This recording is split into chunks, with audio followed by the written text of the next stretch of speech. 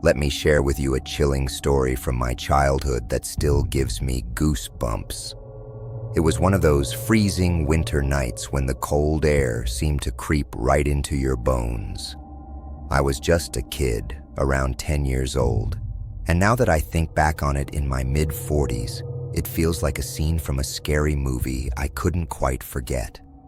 My parents had decided to go out for their regular movie date night. I think they were off to see one of those alien flicks that had just hit the screens. They asked me if I needed a babysitter, but I was feeling brave and told them I could handle being home alone for the first time. As soon as they left, it felt like the whole house just sighed in relief. The silence was almost too quiet, broken only by the hum of the refrigerator and the occasional tick-tock of the old grandfather clock in the hallway.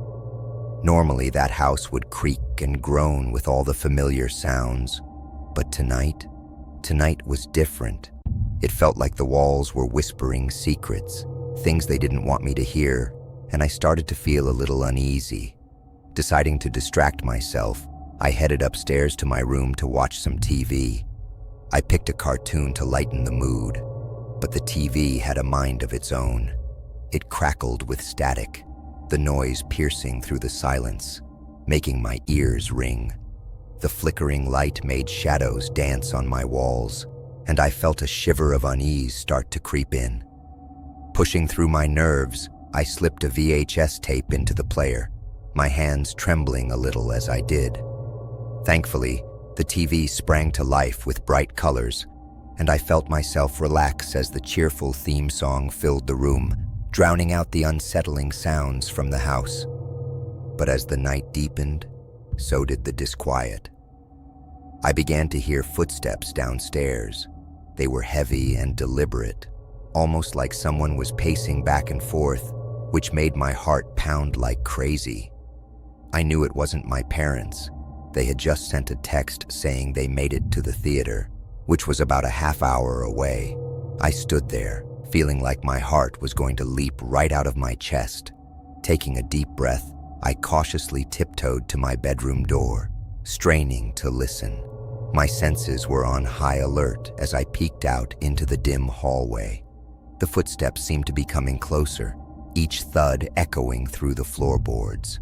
Without thinking, I bolted back to my bed, yanking the covers over my head, as if that would magically make everything okay. Still, the footsteps kept coming, louder and more insistent, until I couldn't pretend they didn't exist anymore. Finally, I steeled myself and threw aside the blankets, creeping to the top of the staircase. My hand clenched tightly around the railing as I glanced down into the abyss of darkness below. I could barely make out the shapes of the furniture, shadows twisting and turning like they were alive. Each step down the stairs felt like a thunderous crash in the silence, reverberating through the entire house. When I reached the bottom, the cold floor sent a shiver through me as I hesitated before stepping forward. Suddenly, the kitchen light flickered on, slicing through the darkness and making every nook and cranny visible. My breath caught in my throat as I watched the fridge door creak open, the metal gleaming ominously. I saw something, or at least I thought I did, reaching inside, clustered in shadows. My heart raced as the door slammed shut again. I blinked, and whatever it was vanished. Panicking, I sprinted back upstairs to my parents' room, grabbing the phone off the nightstand, but the line was dead.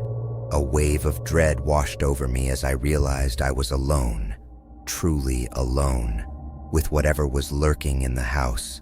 I locked the door behind me and settled in, figuring it would be best to wait for my parents to return.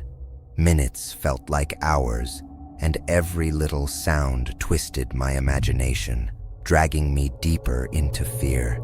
I wouldn't even glance at the clock. I didn't want to know how long I had been holed up in that room. Then, it happened.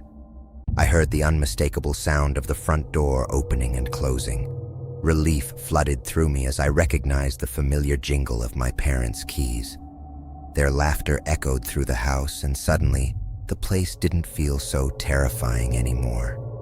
I ran downstairs, ready to greet them, but paused when I noticed they were staring out the back door, wide open into the backyard. "Did you leave the door open?" my dad asked, his voice tense with concern. I recounted everything that had happened, insisting about the footsteps and my growing fear. The very next day, my dad wasted no time and installed an alarm system.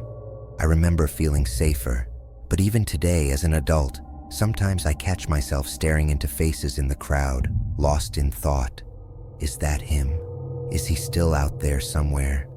That night still lingers in my mind like a ghost of childhood fear, reminding me that being home alone can be more than just a test of maturity. It can stir up some truly spine-chilling moments.